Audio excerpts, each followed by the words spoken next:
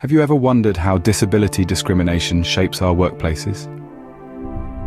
Let's take a moment to delve into that unseen barrier. Disability discrimination in the workplace is a reality that many face daily, and it's prohibited by the Americans with Disabilities Act, or ADA. This act protects employees with disabilities from unjust treatment in all aspects of employment, such as hiring, training, and even benefits. Yet, despite such protection, disability discrimination remains the second most common type of discrimination charge filed with the Equal Employment Opportunity Commission, or EEOC. The statistics lend a stark perspective. Individuals with disabilities are twice as likely to be unemployed compared to those without disabilities. They're less likely to be hired, more likely to be paid less, and more likely to be denied promotions. The roadblocks extend to the harsh reality of harassment, with people with disabilities more likely to face such distressing experiences. These figures paint a bleak picture of the challenges people with disabilities face.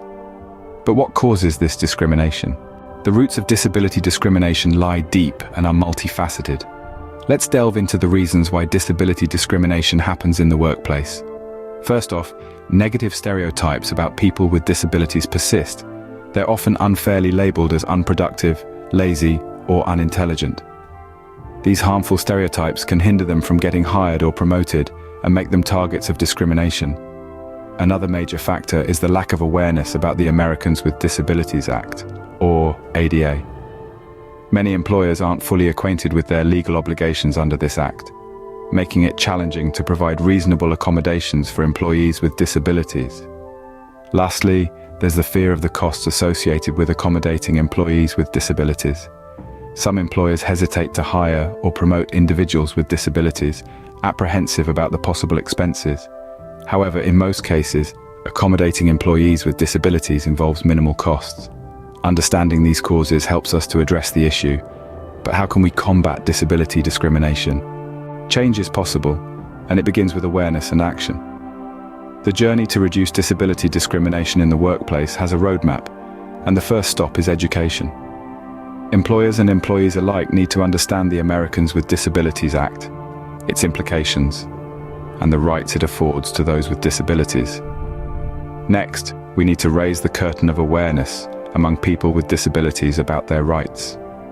Knowledge is power, and being armed with the understanding of their entitlements under the ADA can act as a shield against discrimination. Training also plays a crucial role.